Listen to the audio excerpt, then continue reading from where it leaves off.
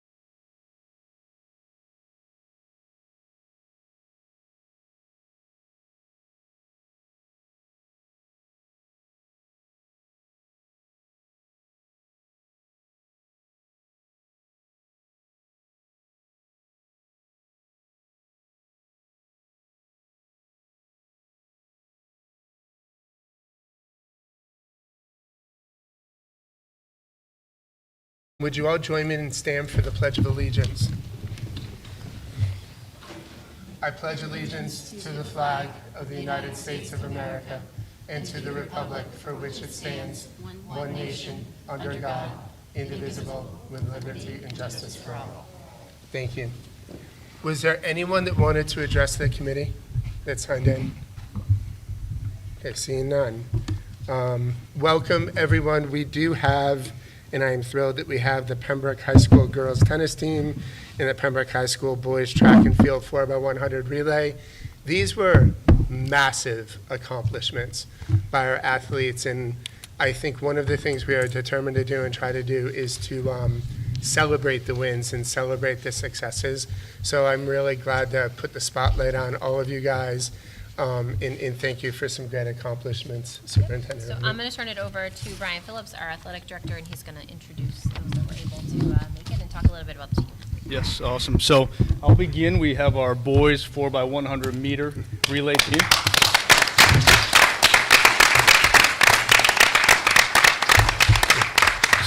So just to say a few words about these boys. So 4x100 meter, they started their success in the Division IV state championship. So at that meet, they won first place in Division IV in the state. Not to be outdone, the following week was the Meet of Champions. The Meet of Champions is the meet from every division, every 4x100 meter team in the state of Massachusetts. So that's all divisions. And at that meet, they ran not only a personal best, but a state record, 41 seconds in .89, which is tremendous. Tremendous.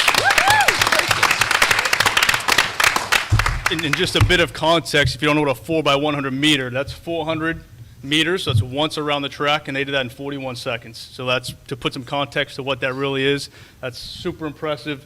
State champions, state record holders, right here, 4x100 meters. Wow. So, D'Angelo, Reese Dunn, Jaden Leonard, and Luke Lamar.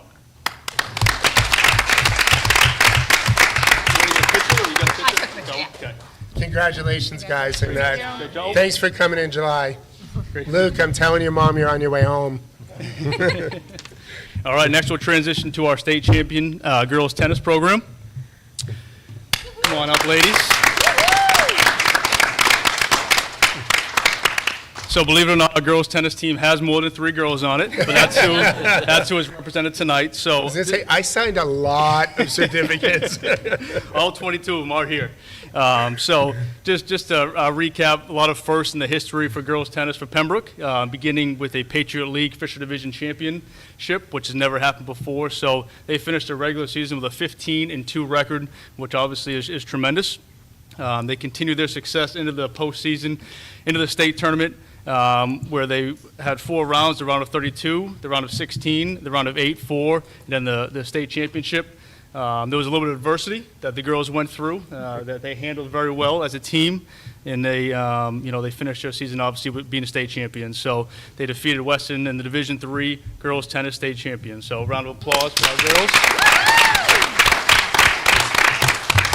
I'm just going to hand you these, but I'm going to say each name out loud so each name can be heard. The roster was 22 girls: Madison Buckley, Maeve Carey, Riley Chase, Quinn Collier, Zoe Cosimo, Amanda Considine, Ruth Dandison, Courtney Duran, Sydney Dooner, Eleanor Douse, Camelia Fernandez, Lauren Flaherty, Emma Gerlach, Daisha Glennon, Ella Hanna, Larissa Lamba, Catherine McDonald, Nicole McCarowitz, Holly Monroe, Laura Pearson, Claire Richardson, and Jamison Simmons. So that was our girls tennis team. So, girls, you should know you had a member of the committee that was an extra loud cheerleader, I would say. Allison, would you like to say anything? I don't know. It's just been so great. We're definitely going to miss you seniors, but it was amazing, and you guys did handle all the craziness so well. And I want to thank Coach Waltz too, because couldn't have done it without her. So Yeah, could the coach stand up for You're us, going to be please? seeing Jess again in the fall. I will say, is the leader of this team, the grace and the dignity in the leadership in the class that I think you showed and all of the ladies showed as you were going through kind of what you had to go through at the end there.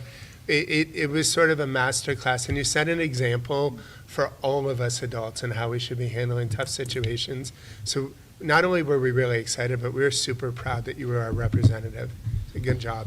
And one last thing, Coach Walls is a Boston Globe Girls I Tennis Coach saw of the Year. that. I did. Yes. Yep. Thank you, guys. So thank you guys. So I think we should adjourn.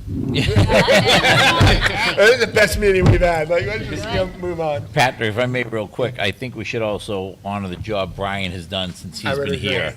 Absolutely amazing, Brian. I said, everything I thought you were going to be and more. So ladies, thank you. Gentlemen, thank you. We're gonna go a little out of So, order. yeah, we do have a couple of just adjustments and order adjustments. Sure. Go ahead. So adjustments to the agenda, we have 2 Eagle Scouts tonight that will be presenting their Eagle Scout project ideas to you all.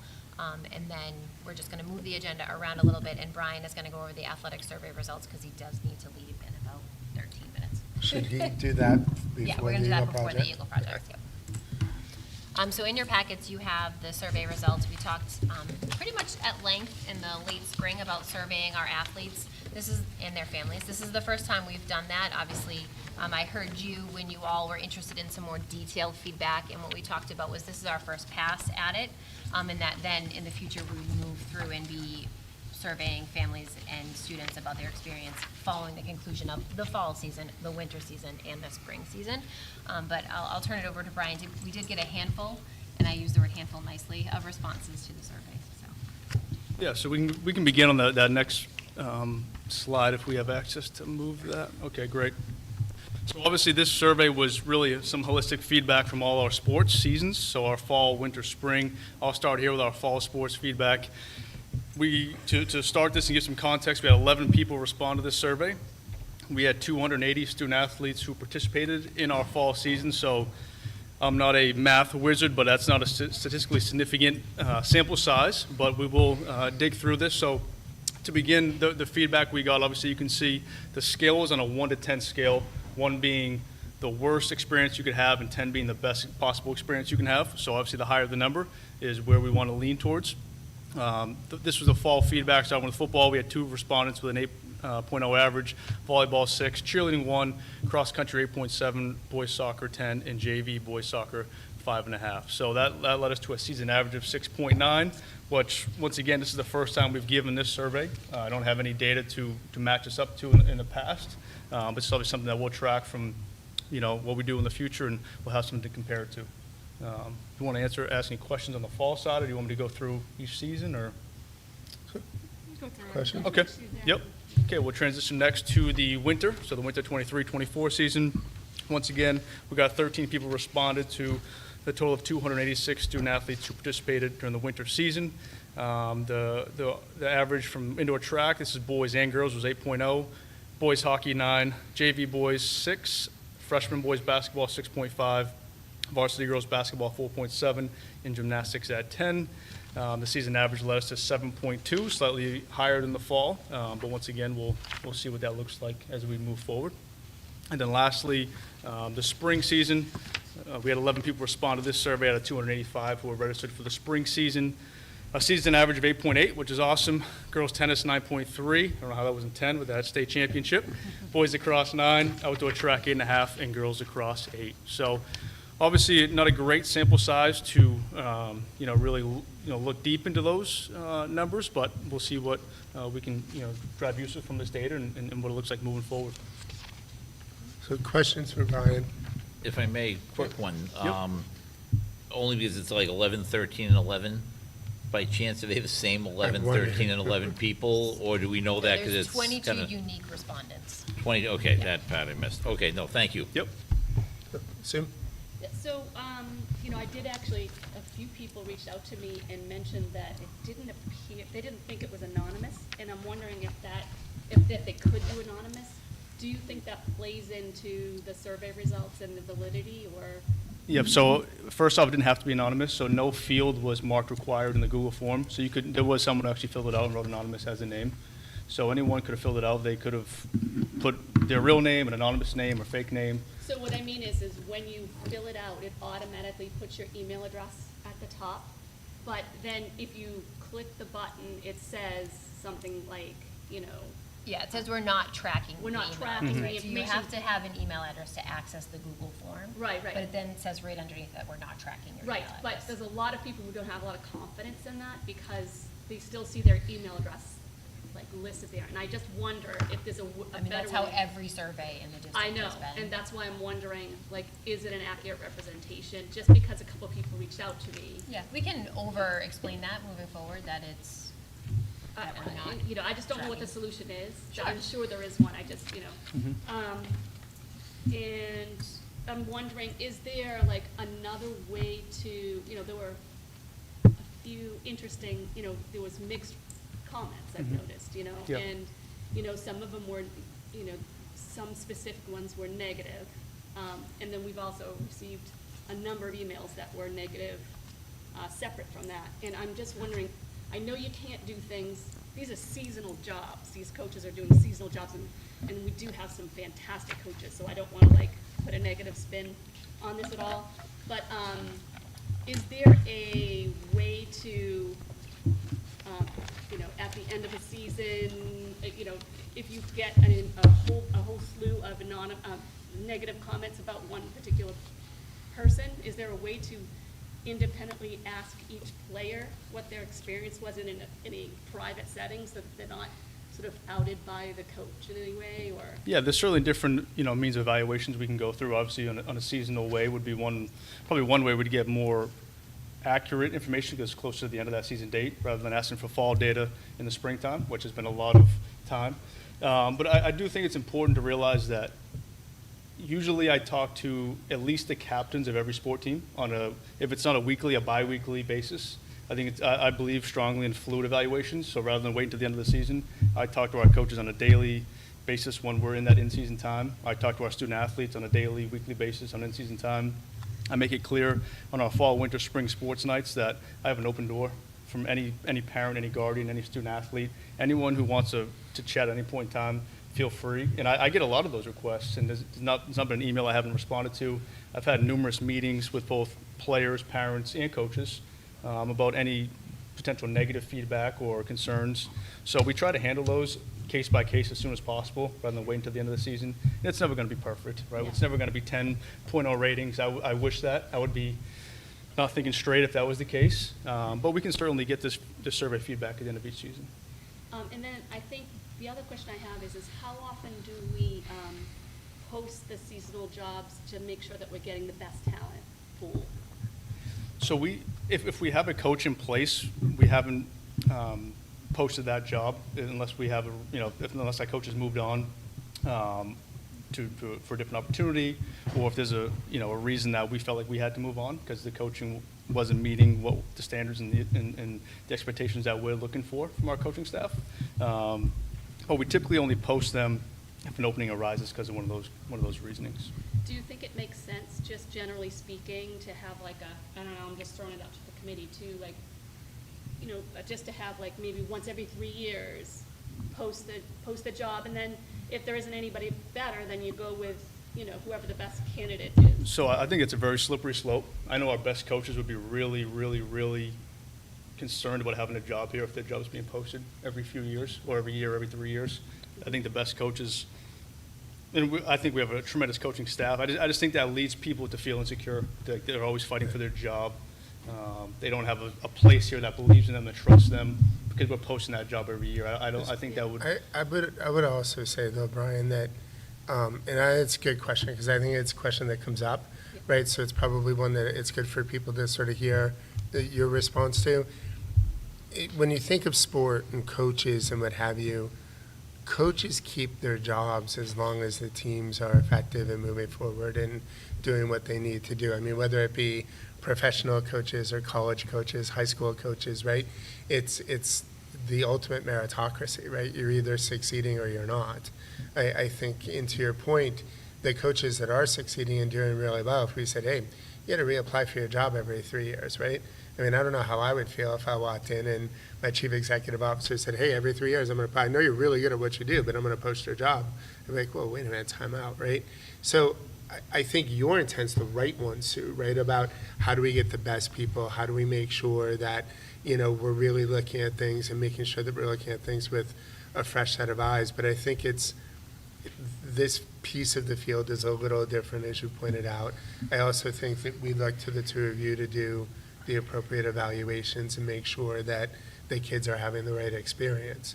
And if that's not the case, then Right, to I your mean, point, you move we've on. moved in a different direction, more than we ever have in the past. I think we've recognized when teams aren't performing to the level that we'd like them to based off of, what we have in place for coaching staff. Brian has made a tremendous amount of difficult decisions in the past couple of years. We've had institutional coaches on some of our teams that we've moved in a different direction from, and it's been really tough, but it has been in the best interest of the program. And I do feel as though when Brian is giving feedback to our coaches and talking about strengths and weaknesses and areas for growth, that really the only thing in his mind is the kids and the growth of the program, right? It's not a personality thing. It doesn't matter if you know him or you don't know him. I think Brian is probably one of the most solid administrators we have as far as ability to give honest and open feedback all of the time. And I just want to say too, I think you're doing a phenomenal job, so I don't want you to take what I'm saying here to mean anything other than that, because I really appreciate everything you're doing for the athletics. Really it speaks for itself, Yeah. right? The results are there, and you're doing a fantastic job. So, and obviously, I really appreciate you. Right, and as much as we are invested in our students, we're invested in our staff as well. So if there's things that have been identified and Brian really feels like he can work with somebody on them, that's what he's doing, right? That's really where the growth happens for folks. And it takes parents and student athletes being brave enough, for lack of a better word, to come forward and say, hey, this wasn't the best, this didn't work for me. Because not every kid is the same kind of athlete, just like every kid's not the same kind of student. And helping our coaches to really develop their strategies on how to work with different types of athletes is important. There's no level of training that comes with it like being a teacher. So really they get that feedback and opportunity from Brian. And I do think he's done a great job with that in all of our programs. Yeah, I think my concern comes from the fact that, the coaches they are seasonal employees, not full-time employees of the district. And what happens is we can't just do the regular evaluations that we would do for a teacher. We have to handle it completely different. And so my concern is that we're not getting enough, based on some of the feedback that I've gotten in the many letters that I've seen from past and present athletes. I'm concerned that we're not, we haven't figured out a system or something to vet this. Right, and I think this survey is a good step for a data point, right? So here's, when talking with a coach, kind of here's what the athletes in your program said about your program. It gives Brian another data point to work with people on. Obviously, I think we're all hopeful that more than 22 people would take this survey. Right. But I do think that this was, as we recognize in the spring, the first time we've done this, and it's really our job, meaning mine and Brian's and Mark and Donna's at the middle school and high school, to really share with families that this is an opportunity to provide that feedback in a way that's safe, and that really would impact the future of a program. Yeah. So, does anyone have other questions? I'll come back to you. Sure. My question so much is, I think one thing to recognize, I know Brian said this at the start, was that, these aren't necessarily statistically significant numbers. For cheerleading, for example, in a number of them, actually, there was one person who filled out the survey. So I think next year, we'll have more information and be able to do some comparison across programs and years. Yep. I guess my only thing I agree with what you said about trying to do this at the end of each season, because I think you'll capture maybe more. And the one part that, at least on my end, that I didn't catch before is it was from me as an athletic parent or a parent of an athlete, not knowing, am I supposed to take this? Is my You can all athlete? take it, right? Well, and Yep. that part was a little unclear, because and so then do you have two people in the same family taking it? We do have some. So yeah, so and I don't even think either of us. And it's something but we can so- talk about at Fall yeah, Sports Night. So I and- think just having it be, and then for the anonymous part, I don't know how to keep track, but have some sort of postcard that they can put in a box outside your office or something. I don't know if that's going by. Yeah, I think that's more of a global But- education piece, yeah. because all of our surveys say that. Even every survey you take from the high school, Yeah. you're signed in with an email address, Right. but it says right underneath it that we're not tracking it.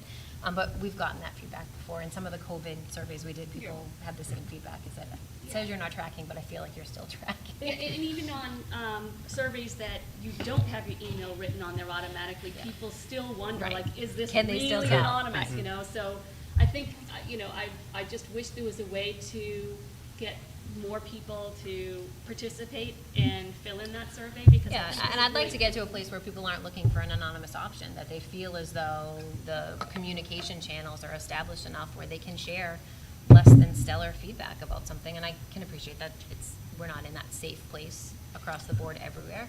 But I will say that the number of people that filled it out anonymously, or the number of people that fill out our Let's Talk anonymously, is far fewer than it ever used to be. So I do feel like people know that I can talk to an administrator or talk to a staff member, as opposed to filling out an anonymous. And I think exiting seniors maybe, where they don't feel like they have anything, To they're lose. exiting Yeah. anyways, they have nothing to lose, so maybe that's a really good way to get Yep. some honest feedback. We did have a few emails from exiting, or freshmen in college, kids that had already graduated that were, on their respective teams, top athletes on the team that had some very negative things to say, and I kind of feel like we have to look at that and take it seriously.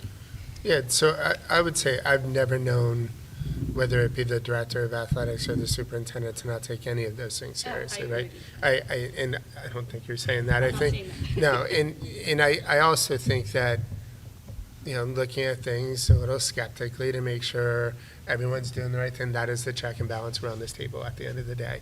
And there is nothing wrong with doing that. I think, just to be clear about that. I do think, though, that we've got to have some faith in the folks that we hired to ultimately run the programs and move the programs ahead. And I also think you made the point, and I think you're right, Sue, right? The results speak for themselves. We have had massive success in our athletic programming over the last couple of years. Boys soccer, indoor track, outdoor track, cross country, tennis. When you get that level of success in, whether it be state championships or runners-up or, Final Three, podium at states and what have you, nationals a couple times, there's a lot going right? And I think it's recognizing the fact that we've got a lot going right is really important.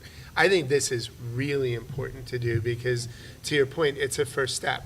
Okay, yeah, we wish it was more than 22 people, but next year you're going to do it, and it might be 44. And then the next year, it may be 88, right? It's going to grow because I think, again, to your point, folks begin to realize, oh, hey, there's no retribution for me giving cheer a 1, right? It is a result. It's like, hey, we probably got to look at what's going on there and sort of figure it out. So I think doing these on a seasonal basis is important.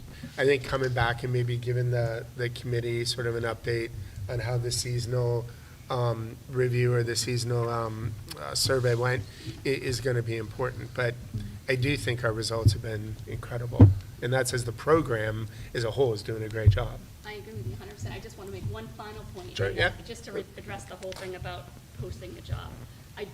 I think that if it was every 3 years and it was every sport, if somebody's signed on, like, okay, I know I'm coming back for 3 seasons, and on the 3rd season, if I'm doing a great job, when the job is posted, I'm going to get rehired, so I'm not worried about it because I'm doing a great job. I don't necessarily think that would be a morale booster. I just think it would be, in the absence of being able to do any kind of a review of an employee who's only seasonal, that might be the next best thing. So I may be the lone one out, but I just think that would be an important. Point heard around the table, but we are, Yeah, one just one- last point. Yeah, one question, and we may not know this, but what do other schools around us, comparable schools around us do? Like, that would be my question. Are there any schools that do a review? How often is it? And you may not know this right now, so it's not like, I'm not putting you on the spot, but something that we could look at when we're making decisions is to look at comparable schools. We do that a lot. That would be a great idea. Yeah. We should look into that. Great, thank you. I know you have to go, so. Hurry up. So again, drive fast. thank you Brian. for Thanks, for Brian. Brian. Appreciate it. Good to see you guys. So we do have bills that have been circulating and are in the process of approval. Katie, go to Eagles, Yep. Cats. So we do have two Eagle Scouts that have two projects that they want to tell us about. Daniel Noguera, you want to come first? I knew that had to be you with the red hair. All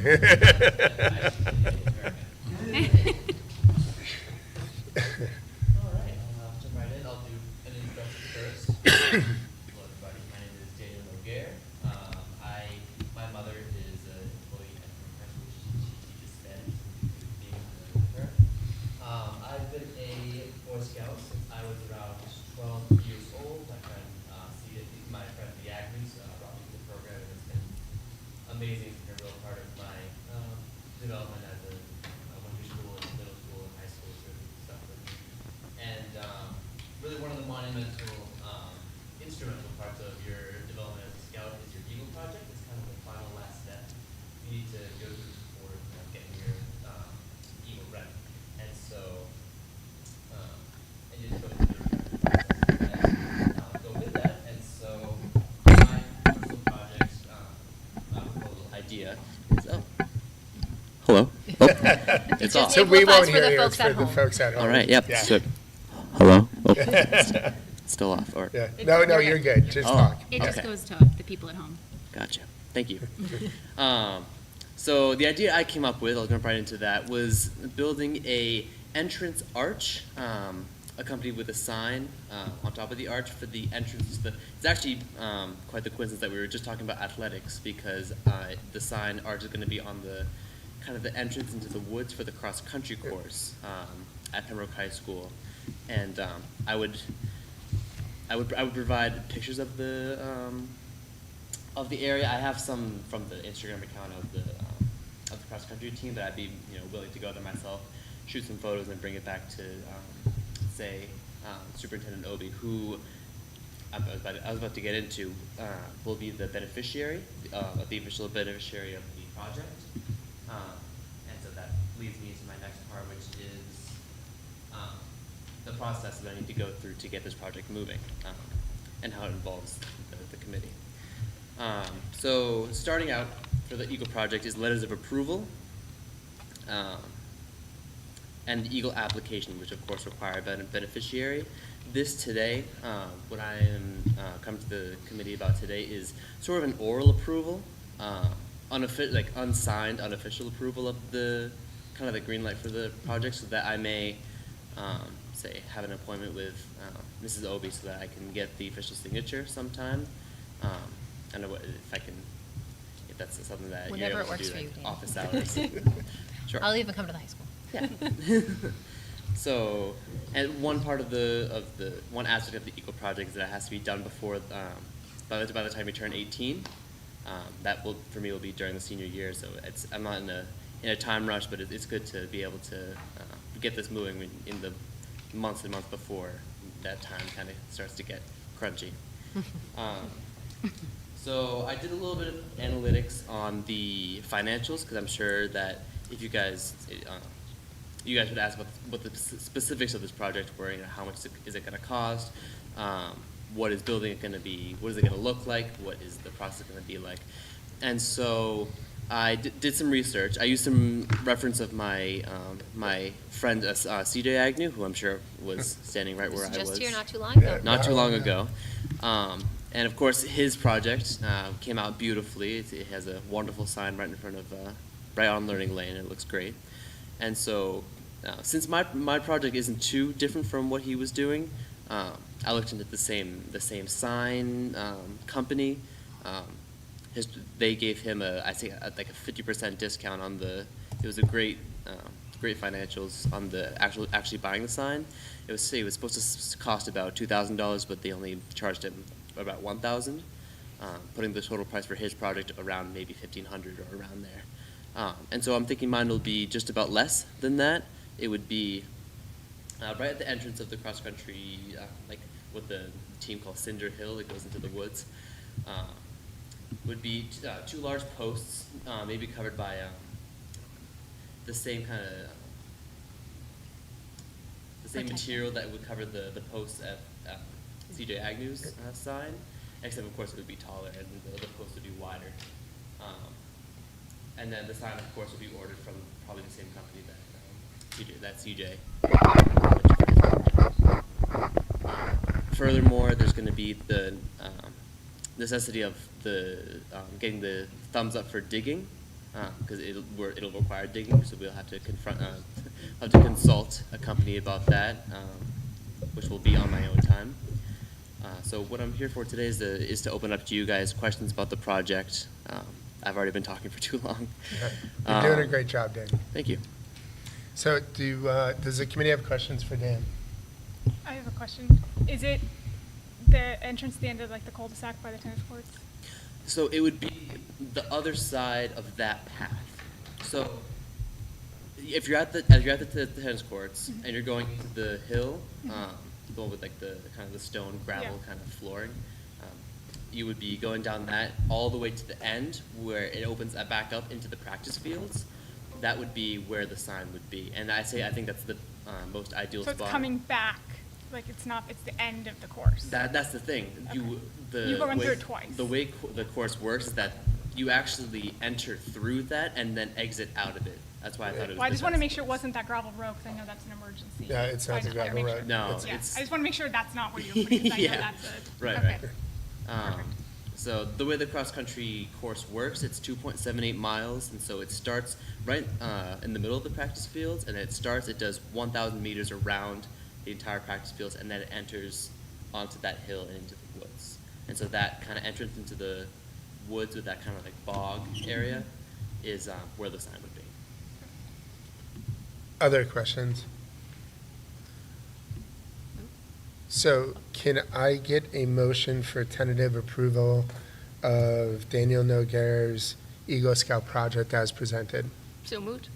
Motion by Sue, Second? seconded by Katrina. Any further comments? All those in favor? Aye. Opposed? Abstained? It's unanimous, Natalie. Thank you. Congratulations. Patrick, I was going to give you a shot to go first. Oh, no, Mr. Boyle, this is your thing. This is our upstanding thing we do all the time, and of course, I put Mr. Chilcott on the spot. I am happy to donate your first $100 towards your project, and Mr. Chilcott will match me at $100. I absolutely will. We will be happy to do it. And I'm sure you know, I told these folks, I coached your mom and your aunts in swimming, so this is kind of coming full circle to me that I think I'm now officially old. You So are. that, You are. Definitely are. I'd hardly say so. So That's you- just because he gave you $100, Dan. I've got to be nice to Mr. Hawks, we're still going to make you earn it in the back row, just so you're aware of that. You don't get the $100 that easy without doing this whole great presentation. But thank you very much. Great Thank job. you. Thank you. Thanks, Dan. Thank you. Camden?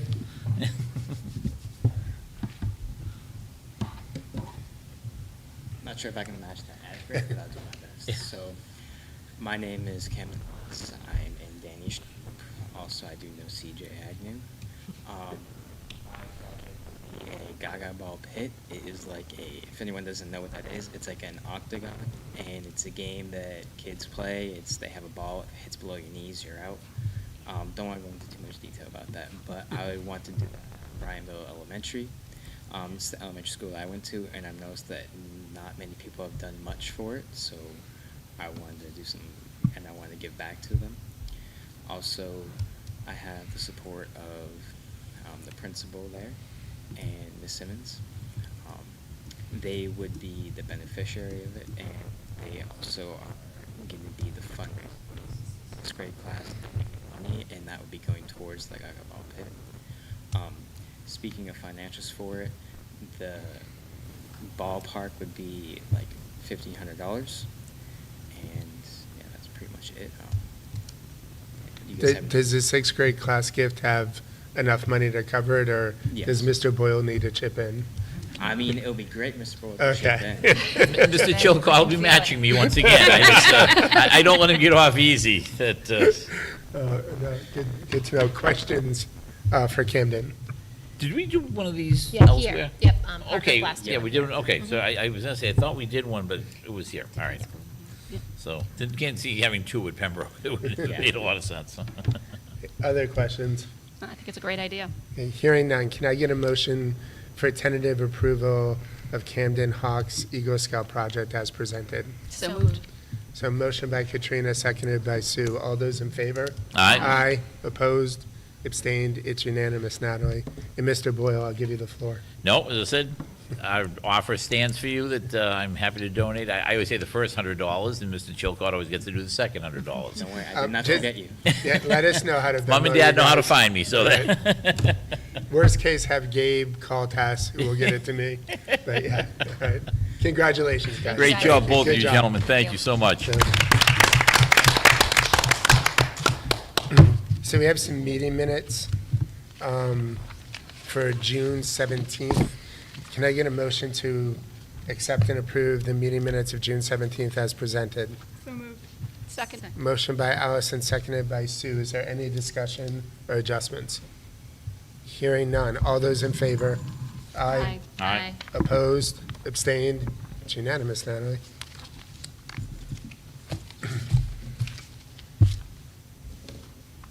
So, as I mentioned before, we went into executive session to talk about a negotiated contract that we had underway for Units C, D, and E. I'm going to turn it over to the superintendent to explain sort of where we are with that. Sure. And the vote before the committee.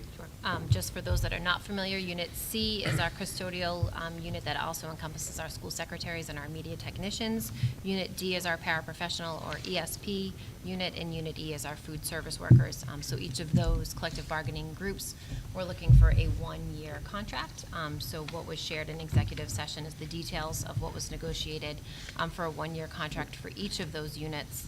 I think probably the most important piece is the economics associated with those contracts.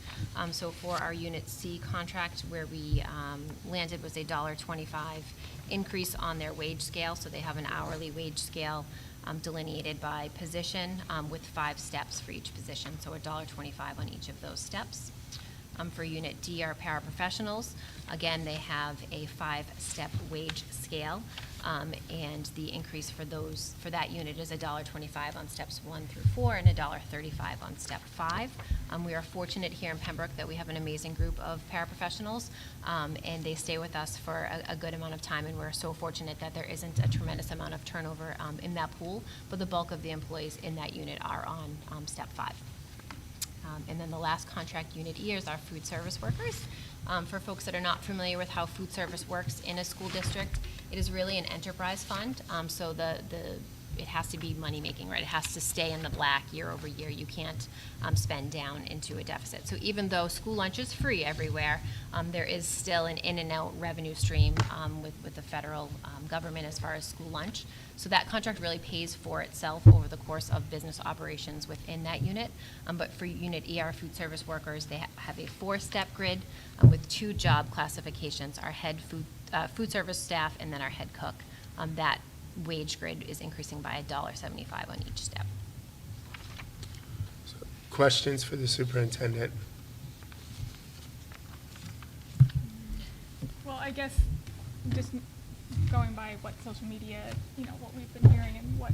What's social media? Can we go over what this looks like, how this plays out? Sure. In the district? We absolutely can. So as I said, I'm going to start with Unit E because that's a little bit easier to wrap your mind around because it has to stay fiscally solvent over the course of business operations in the year. So to give an increase of $1.75 to our Unit E staff members, we may have to make some reductions in hours over the course of the school year. Really it is dictated by the meals per labor hour, so the amount of meals served in each school cafeteria. Again, we've seen an increase in food service associated with universal free lunch, but if there's to be a change in participation, we would need to make some sort of shift in our labor costs associated with Unit E because we do need to stay in the black for that unit. So Unit E kind of operates off to the side. Unit C and D, so for our paraprofessional unit, the philosophy I took while costing out these contracts and funding these contracts was to keep it within the group, right? So if, a contract costs X amount of dollars above what we had budgeted, that those additional funds would come from within that unit. So as you alluded to, there was some conversation on social media in regards to stream paraprofessionals. So those are the lovingly referred to as the library paras. At our elementary schools, we also have one at Pembroke Community Middle School. So in order to fund this contract, we do need to reduce the library paras. Because there is 4, and there is a contractual obligation, which we talked about in the last meeting in June, to notice staff ahead of June 15th. We did notice all 4 library paras across the district as we sorted out the pieces for the contract and upon ratification.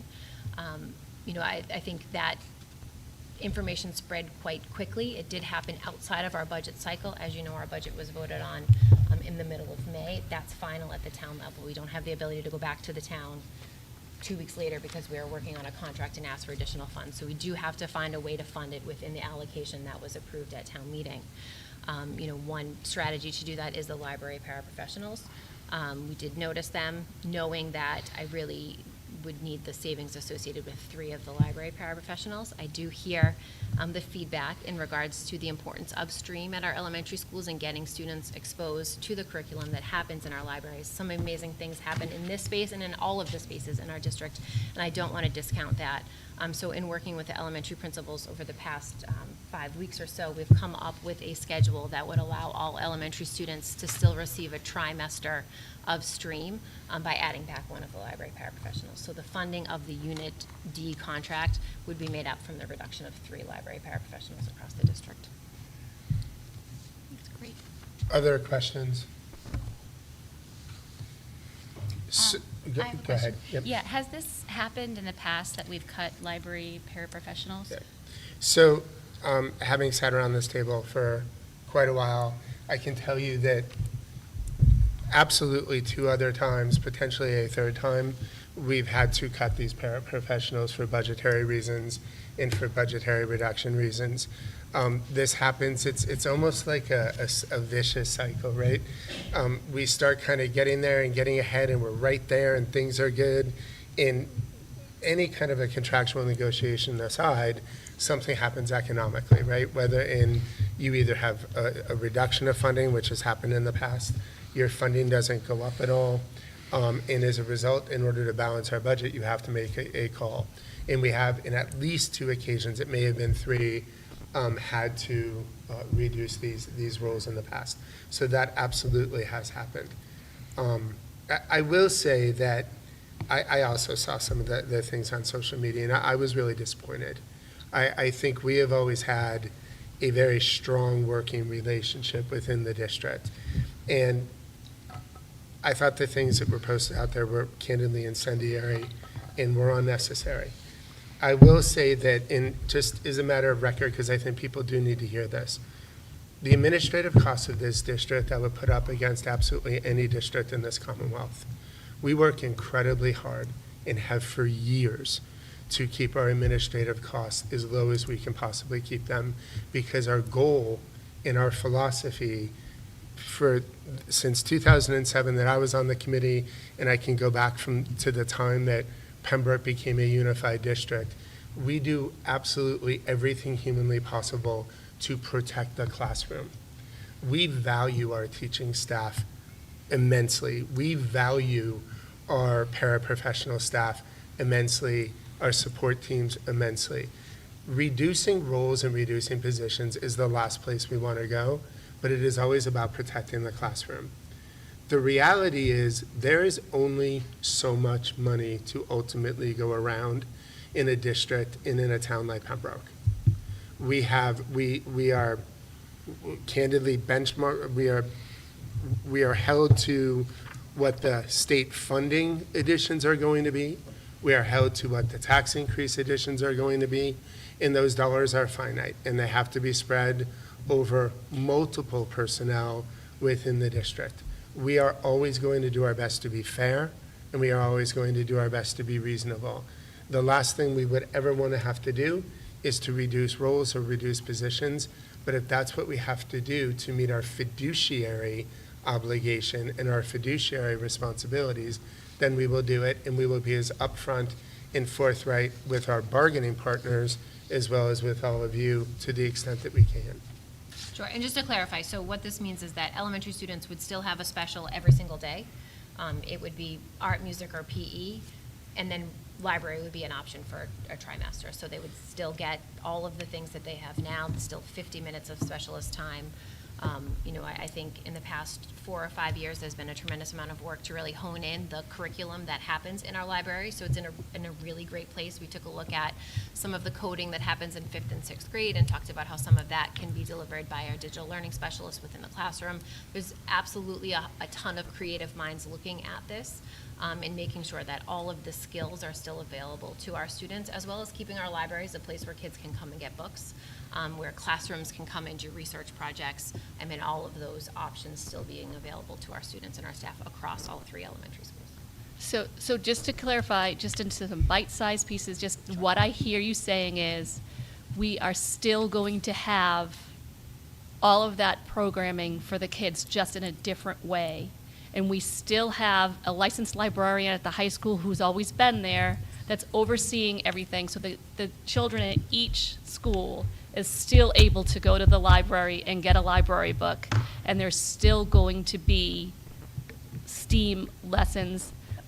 We love the library paras, of course. They are still going to have a job because there's other para positions within the district still available. And so, as much as we love them, they weren't actually, they were just administering the lesson. They weren't creating a lesson. So we're still able to give that content to all of the kids. Yes, we're still able to give that content. A lot of it will still happen in this space. I think, obviously Christine Murphy, our librarian at the high school, oversees the library component of it. Mike Tinker, our tech integrator, has really taken on the stream piece of it in conjunction with Kate Nugent, who's the library para here. And it's in a really great place where if the art teacher wanted to deliver a stream lesson, they could. It exists, and it can be delivered in a whole bunch of different mediums. I do think that, we have to start having some really honest conversations and difficult conversations about what the most efficient way is to run our schedules across the district. As we talk about every budget cycle, there's declining enrollment, and there's pockets of it in different places. And so, the addition of the library paras back the last time they were reduced is because in most instances, we had 4 sections of every grade level at each school. We don't have that anymore. We have 1 section, 1 grade in 1 school that has 4 sections. So we do have to start shifting our resources to better align with, the enrollment across the district. And, in great fiscal times, if we were to reduce our library paras, we'd be reinvesting it somewhere else. That's just not where we are right this second. But I do think, as Patrick alluded to, in the past 9 budget cycles, we have at some point talked about specialists across the board, art, music, PE, and library, sharing them across 3 elementary schools, sharing across the high school and the middle school to be as efficient and cost-effective as we can. Just as I think the other extreme to some of this, back in 2006, I think it might have been 2005, the district received a 9C cut of about like $1.8 million. It was a ridiculous amount of money. I was not yet on the committee, but I heard the horror stories from folks that were. We actually completely eliminated art, music, and gym. Completely eliminated. It did not Can't even exist imagine. at all. And classroom size was in the mid to upper 30s, right? It's actually what spurred me to run for office many, many years ago. We're nowhere near there, thank God, right? I mean, we are nowhere near there. And part of that is because the classroom is the nucleus of the decisions that we push ourselves to make, right? We are here for those kids, and our goal is to do everything we humanly can to protect the classroom. And I think if we move forward with that same mentality, and we move forward with that same strategy, we continuously try to do the right thing, we will be in a good place. Agreed. So why are these 1-year contracts? So generally, all of your units stay on the same bargaining cycle, and so the last round of negotiations with the teachers, units A, B, our teachers and school nurses, were a 1-year and then a 3-year. I don't think it was the height of COVID, and I don't think any of us were actually paying attention to dates. So this 1 year gets everybody back on the same bargaining cycle. So when you're talking about COLAs and inflation, you're talking about all of the units at the same time. So this is going to happen again next year with all. All units will be up units. on June 30th, 2025. And when we went through the budget cycle, we were really lucky compared to other towns. I know, you said that you keep it within the unit, And we were already, we've talked, like when you guys give your presentations of all these, programs that, and when we look at just all the things coming down the line, this is the cuts to the services, protecting the classroom. There's nothing else that could cover, because I think it's, how much, it's like 200 and, how much is it to fund the Unit D, this new contract? So it's in about addition? 70,000 over what we had planned for. Because I think, the conversation, Keeping in mind that we entered fiscal year '25 with a $40,000 deficit already, so there's not anything that I would necessarily jump on saying that we could swap out. Personnel decisions need to be made by June 15th legally. That's not a collective bargaining, that's an employment law thing. If a vacancy were to come up, we could bring it back and, I could say to you, would you rather not fill the assistant principal at Havamock? That's not something that I would recommend. I don't have anything kind of floating out there that I would swap at this point for that. because when it comes down to it, like, I have no doubt, like, we have amazing staff. They all deserve, the cost of living is everything. So the part that I've become frustrated about is that we weren't all looped in at the same time, finding out online, but then also, and I think, I'll be more prepared in this next year, but looking at our budget, I think it needs to be done differently so that we can be more prepared for next year, because I know it's going to be another big number with more cuts coming down the line. So to prepare, the parents who, most of us just send our kids to school, checking report cards, go to parent conferences, not necessarily realizing how much effect $70,000 really makes. And my understanding is this isn't something we can just go to the town for to try to get, but how we've gotten in this cycle of, we've already approved our budget, and just kidding, we still need $70,000. Obviously, ideally, you would like to be settling your contracts ahead of So is there, finalizing are your we budget. going to try to do that for We are this going to next one? try like heck. I see Mr. Kennedy, the negotiations chair for the PTA in the audience. A tremendous amount of work goes into contract negotiations. A ton of hours at the table and behind the scenes. You are a lean district to begin with. There is only so many of us that perform these roles, but, we go hours and hours and hours at a time, Saturdays, Sundays, evenings, whatever it takes. Obviously, our intent is to kind of know what we're looking at as early as we possibly can. For me, that's like a December, January timeline, because we want to be thinking about it as we move into the budget. But if that doesn't happen, we do put collective bargaining concessions in our budgets as we're building them, right? A kind of a floater of some sort. We always have to be bargaining in good faith, so you want to make sure that you haven't already decided what you're going to give without the value of the conversation. I also think too, I want to be a little careful here. So I think, yes, ideally, it would be great to have everything sort of totally settled and what have you. The reality is sometimes that just can't happen, right? And I do think the fact that you have a placeholder, so it's not like you're trying to fund the entire amount. It's a best estimate based on where you are and what we can do, and candidly, what we can ultimately afford. Because one of the questions I think that you might be asking, but you didn't actually say it, but I think it's a worthy thing to bring up is, if we, on the slides, because we always do things in priority, right? Level 1, 2, 3 priority, had these roles on there versus something else, would we have made a different decision, right? That's ultimately, I think, the question.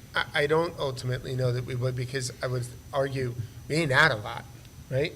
And that some of the things we added were just a restructuring of the exact same people. Had we made a decision, as an example, for one of the administrative roles that I think were just wrongly and purposely called out, to not done that, there would have been somebody that lost their job, right? That's what would have happened. We didn't add dollars administratively in this budget, at least that I'm aware of.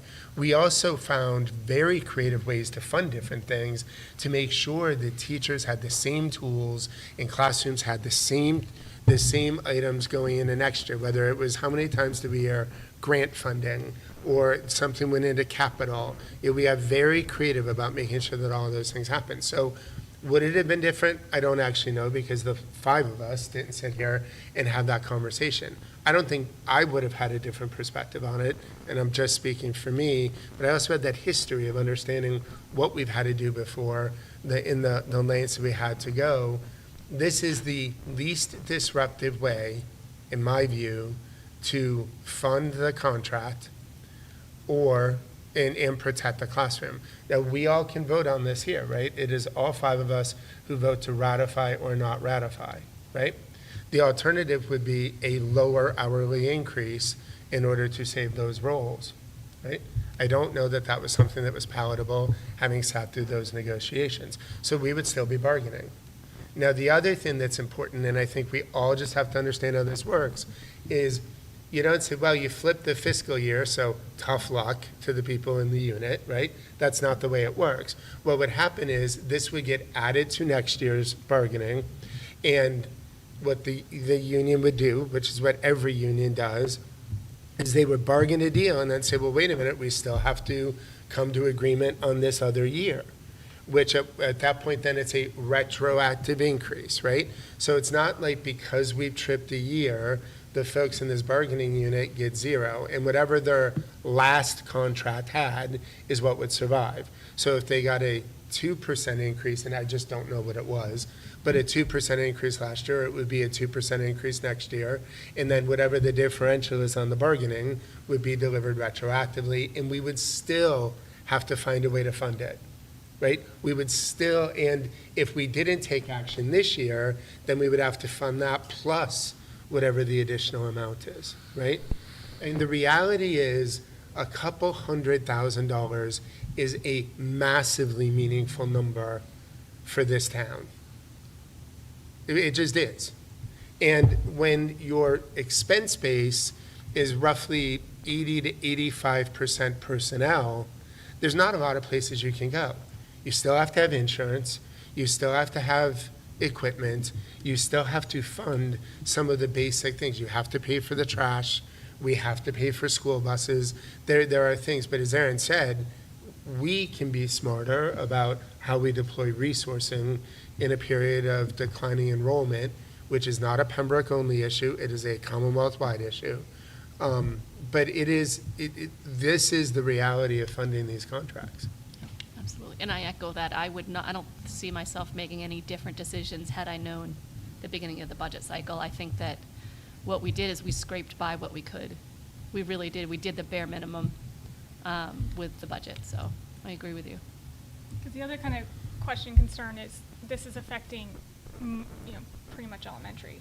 Like why is it focused? Is it just like, are there more paras in the elementary? Like So there's only 2 sets of paras that are not tied to a student service delivery grid for an IEP. Those are our library paras and our clerical paras that are in the elementary offices. So either way, the reduction was going to affect elementary. We don't have any other paras. We used to have kindergarten paras a long time ago. We used to have some floater paras. We don't have any of that anymore. Everything is tied to a service delivery and a student's IEP other than library paraprofessionals and office clerical paraprofessionals. So I think this kind of comes down to the conversation a little bit that we had when we had the select board and the advisor here is we as a committee need to, once we have them, approach our elected officials and be like, we need funding to cover, like the special ed transportation, some of those costs that we, if a little bit of that was covered, it would open up a lot. So you're talking about representatives and state yeah, senators. like changing some of the funding process and having maybe the state budget be done in a more reasonable time so that we know how much money we're actually getting. But, I feel that the cuts in, like the classroom, it's already happened with the, reduction of enrollment. And some classes are, and one in each elementary is already gonna be, 1 grade per building. And so then, in addition, taking away partially, like, I understand, that this is, I don't know, I feel like I don't know if the public has had enough time, this is the first time this is presented publicly. Which is required, because it's a contract that we're just voting And so there's, to ratify. so But this is the first, You just get one shot at That's it in it. public, yes. Yeah, again, and I actually, there's a couple of things here, right? First of all, we don't even have a representative for most of Pembroke right now. So we're trying to figure that out. There will be an election in what have you, and I actually see there's a candidate for that seat here, so I'd love for, yeah, I'm glad you're here to kind of hear this, right? Look, I don't mean to be doom and gloom, and I do not mean to shoot down any idea, because I think it's really important. We have written letters. We have asked for legislation to be introduced for everything from voc ed transportation back when we had it, to some of the special education transportation, circuit breaker, greater refunds. We've asked for better reimbursement around special education. We have asked for all of these things. I can guarantee you the Commonwealth budget cycle is not going to change because Pembroke wants it ultimately to change. And I don't mean to be flippant about that, right? We're on July 16th. We still don't have a budget, right? Like, there's not a signed budget. We have an idea of where it's coming out, but we don't have a budget.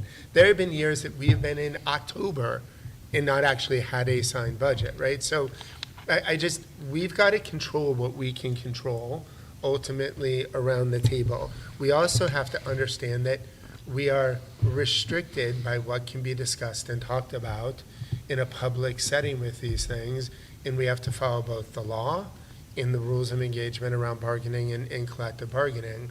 So I know it's hard, and I know it's frustrating, and there may be other reductions coming in the next 12 or 24 months, depending on sort of what the economics of other contractual obligations end up.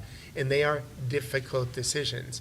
What we can do, though, and one of the things that I'm hearing is we can say that, right? During the budget cycle, there's only X amount of dollars. There is a possibility that this is going to affect positions. I do think the bargaining unit was very, as far as on the administrative side, was upfront that this could not be funded in the course of the regular budget cycle and the budgets that we had.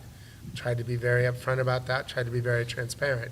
We can also say that during the budget cycle, and we should ask that question also. But I don't want anyone walking out with false hope that legislation's going to get introduced and we're going to get a windfall, or the Commonwealth is going to restructure how they actually go about passing the budget and go through the budget. Those things, the one thing I'm certain of is that's not going to happen, right? But what we can do is, around this table, figure out the Pembroke piece of it to the best of our ability and protect the classroom at the same time. Other thoughts or questions? And by the way, the other thing that we've got the ability to do is you need to vote your conscience, right? You need to vote the way you believe is the right thing for the town, the kids, and what have you. If you don't believe that and the outcomes of this are the right thing, you should vote no on the ratification. I know one thing you talked about at one point was about pre-buys. How does that play into, like? You sort can't of- pre-buy stuff like this. Yeah. There's very Yes, so specific the only legal things that you can pre-buy is special education tuition. Yeah, and tuition. just like at the end of if, let's say we were looking at costs, is there a way to be strategic about how we allocate money so that we could have any extra funds, or? We do our best to do that. Yeah, I and think we're going to every talk year. about that as we get into the fiscal year '24 closeout. closeout, Okay, got it. and kind of the strategy associated with the accounting piece of it. Sounds good. Other thoughts? So I guess my Yeah, last, no, go ahead. No, last it's question. what manage So well. is there an amount that could have been placed here that we did budget for in the FY '24 budget that wouldn't have produced? We weren't able to reach agreement So at that that, amount. so that number was given Oh, during yeah, of negotiations course. and wasn't accepted We didn't reach agreement. with the number that was within our act, like, I see this in the absolute best spirit possible, and hopefully you get a little bit of a chuckle out of this, right? I wish we walked into a room day one and said, here's the number, yep, that's it, shake hands, and it's just, that's just not the way it works, right? I mean, at the end of the day, right, the MTA doing exactly what they should do to represent their people in the bargaining unit come with this number. The administration goes in with this number. We eventually got to a point of somewhere close to the middle, right? But there were multiple iterations, there were multiple proposals and counter proposals that were put on the table, and that's what healthy, good bargaining should be, right? It's, it's a back and forth, and it's an understanding.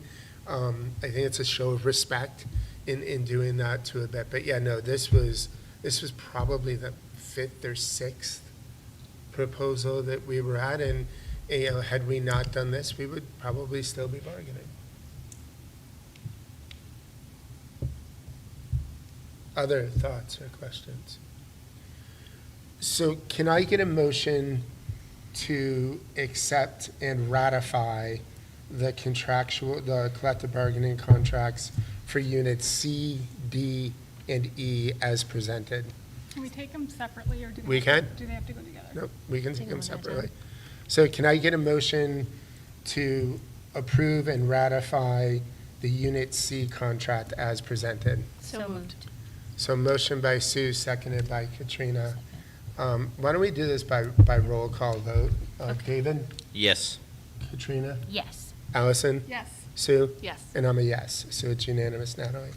Can I get a motion to approve and ratify Unit D contract as presented? So moved. Second. Motion by Katrina, seconded by Sue. By roll call vote, David? Yes. Katrina? Yes. Allison? Yes. Sue? Yes. And I'm a yes. It's unanimous, Natalie. Can I get a motion to approve and ratify Unit E contract as presented? So moved. Second. Motion by Sue, seconded by Allison. By roll call vote, David? Yes. Katrina? Yes. Allison? Yes. Sue? Yes. And I'm a yes. So it's unanimous, and those contracts as written are ratified. So I'm going to turn it over to the superintendent for the superintendent's report. So in your packets, you have a copy of the fiscal year '24 closeout documents. I'm happy to go over as much or as little detail as you would like, but let me talk about what was in your packet.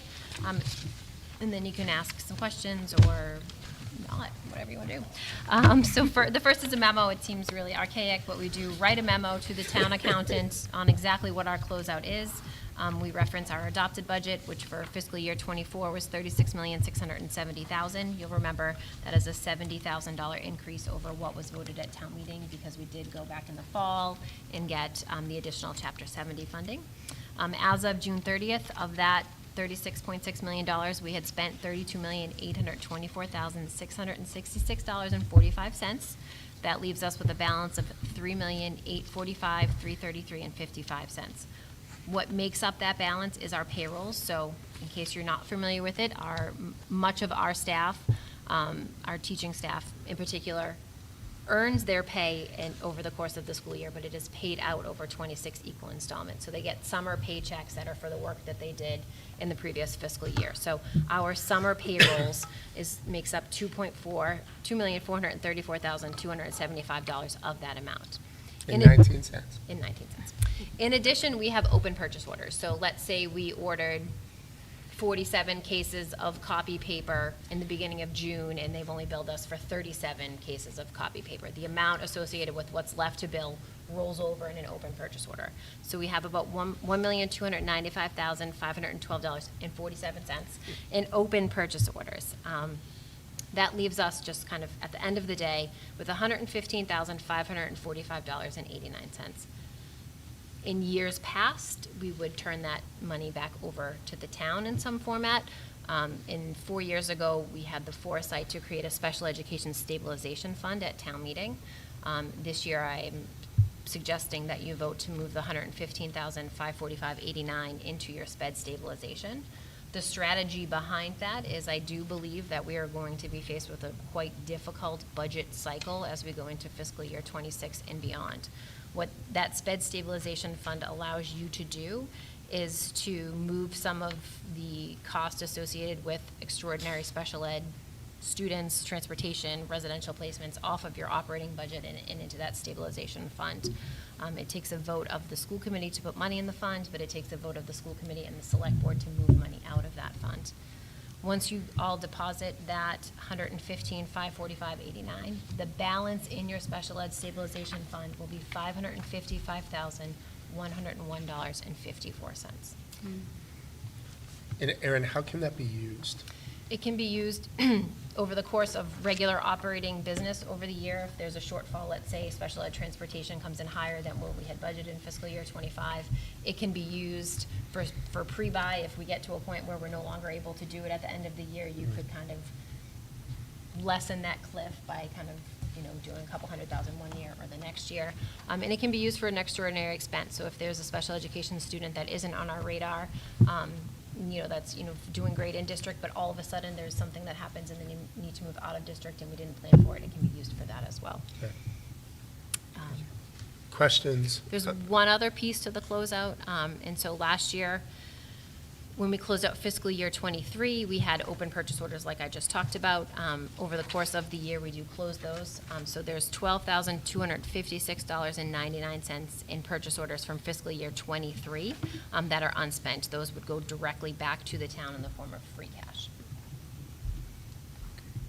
And do you want to talk about the $75,000 reserve? Yeah, so there's an asterisk on your sheet under the adopted budget, because if you are, savvy and you went to the spreadsheet and you hit the column, it does total to $36,745,000, and that's because you'll remember we had the $75,000 reserve fund transfer to cover the wastewater treatment plant. So there was a failure of the heating system at the wastewater treatment plant at the high school, which resulted in the tank freezing, needing to be thawed, emptied, all of the great things that happen with wastewater treatment. We won't get into much detail, but advisory voted to allow, to fund that repair for the wastewater treatment, and that comes in the form of an addition to our budget that doesn't happen through town meeting. So it's kind of an in and out super quick. We paid the bills and then they paid us back for them. And just to be clear, because the memo needs a slight adjustment, it's $36,745,000, right? Yeah. Okay. Gotcha. Any questions on the closeout before we take a couple motions? Yeah, I just had a question about, talking about the sped stabilization transfer. How often do we go over on the cost and then have used that stabilization to We've help never. us? So we just created it 4 years ago at town meeting, and all we've done is deposit to it. We have not accessed it for special education spending That's to this point. awesome. We are, as corny as it sounds, pretty fiscally conservative, which is, definitely something that I think has worked out in our favor as there's been some unknowns as we work through some of our fiscal years.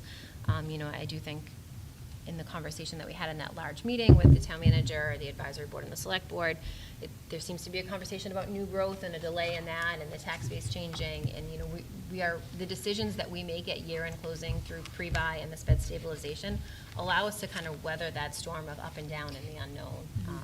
I do think that we are probably one of the few communities left on the South Shore that is using their circuit breaker the year after you get it. There's a lot of communities that as soon as the check comes in, they're turning the check around and paying for special education tuition. We get our reimbursement in one fiscal year and spend it in the next. There are small things like creation of sped stabilization funds when we had all of that ESSER money available to us that are making the difference for us. We're not having sweeping layoffs across the board. And I do think there's those small decisions that are made that really pay a benefit as we get into the more difficult fiscal years that are to come. So other than the sped stabilization transfer, there's really nothing for us to vote on. This Nope. just So is what it is. you guys vote to So- move forward that amount Yep. in encumbrances. So, well, we also have to vote to transfer the No, amount? you don't. We It's don't? an encumbrance for us. Oh, so it's Yeah. in the number? Yep. Oh, Mhm. okay. I didn't Yep. follow that. So can I get a motion to encumber $3,845,333.55 into fiscal year '25? So moved. Second. Motion by Katrina, seconded by Sue. Are there any other questions, comments, concerns? Hearing none. All those in favor? Aye.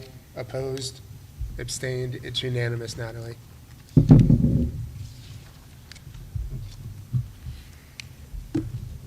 There's some amazing spreadsheets in your packet too. If you sort of comb over them in your free time, ask any questions, I'm happy to answer them. In your packet, you also have for a second read and potential approval, the admin salary grid. We went over it when you met in June in regards to just the FY25 line on that grid. It represents a 2.5% increase around fiscal year '24. We talked a little bit about the methodology there, and the other addition to the grid was a longevity piece, which was new. That is not something that currently exists in administrative contracts, but I do think we are fortunate to have some seasoned administrators here, and I want to recognize their commitment to our district, because we do have some pretty great administrators. And so this is just a straight 2.5% Yep. increase, and it is fully funded. It's fully funded. I do think it's important just to talk about market. So you are currently, about 42% of the market rate for some of these positions. So it's possible that in the next year or two, you're going to have to redo the grid because we start to lose pace. And we've talked about this a little bit before. You lose pace the most quickly on assistant principals because the differential between a seasoned veteran teacher, with the CAGs and the first step in administration is, sometimes like $5,000. Yeah. There's not a ton of people that are looking to go to a 12-month position for $5,000. So, I think 4 years ago, we kind of redid the grid. It's possible that you may get there as some of the increases in the collective bargaining agreements in the state start to move up a little bit, but there's going to be a bit of a gap there for us. So. Any questions on the administrative salary grid or concerns? I just want to point out, because we just talked about our administrative expenses being lower, I think it was important to point out that we are below the 50th percentile in market, and this is not pushing us anywhere near going over that 50th percentile in market. So it remains, I believe, a very conservative and careful approach on the administrative dollars that we're spending. Now, can I get a motion to approve the administrative salary grid as presented? So moved. Second. Motion by Katrina, seconded by David. Is there any further discussion? All those in favor? Aye. Opposed? Abstained? It's unanimous again, Natalie. The last thing in my packet is consideration for approval an out-of-state overnight field trip request for the World Language Department to go to Quebec in May of 2025. This is a trip they have been putting together for the past couple of years. It encompasses both our Pembroke High School and our Pembroke Community Middle School students. So at this point, it's conceptual approval, and then they'll hold in parent-student interest night and make sure that they have enough students to make the trip viable.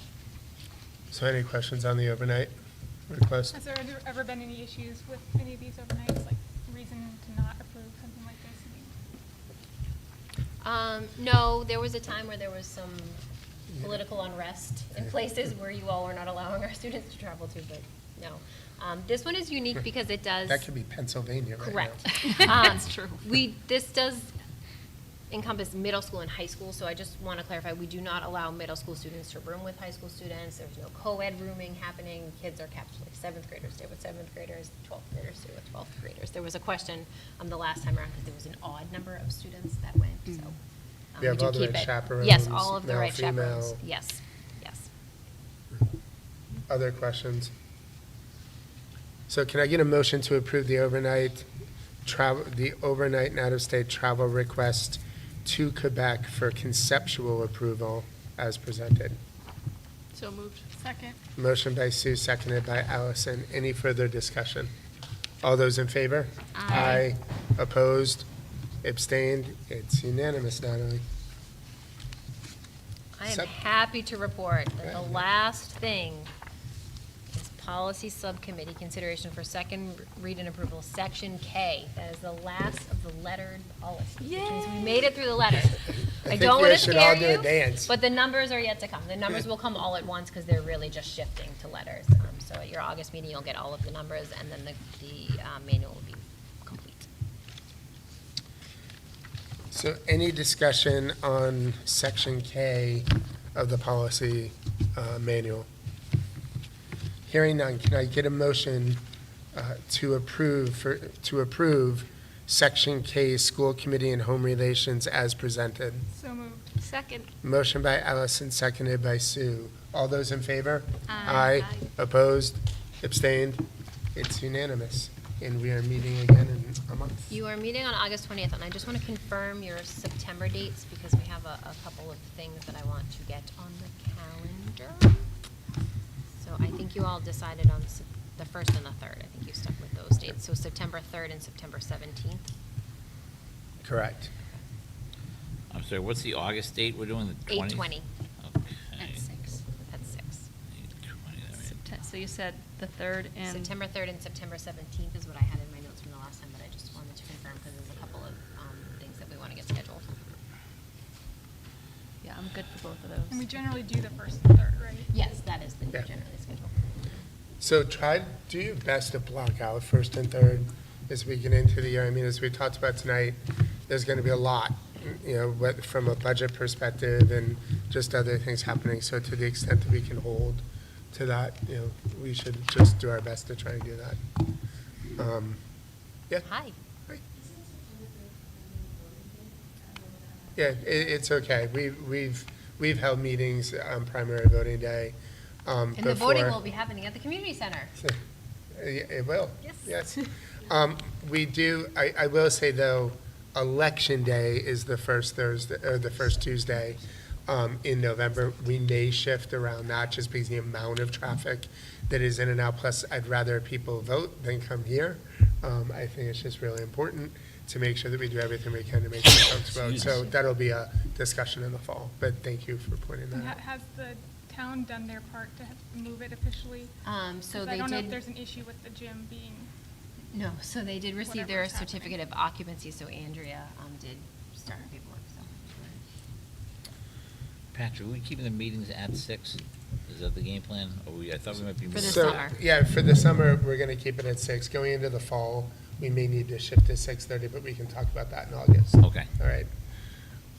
Any topics that you guys have that you want to make sure hits future agenda? I know I emailed Aaron about Yep, the playgrounds, playgrounds. yep. I want to look into what Marshfield did, where they reviewed their playgrounds. Yeah, that's a great And idea. I reached out to that Rio.